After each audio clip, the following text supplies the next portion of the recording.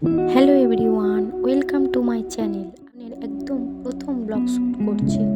জানি না ভিডিওটা কেমন হবে, তবে আজকের বিকেলবেলা চারপাশের এই সুন্দর প্রকৃতি আর মিষ্টি বাতাস দেখে ভাবলাম এই দারুণ পরিবেশটা দিয়েই আমার ব্লগিং জার্নিটা শুরু করি। শুরুতেই আজকের পরিচয় করিয়ে দিই, আমার নাম প্রিয়াঙ্কা। প্রকৃতির রূপ ও বাতাসের অনুভূতি একটু তাকিয়ে দেখুন চারপাশে।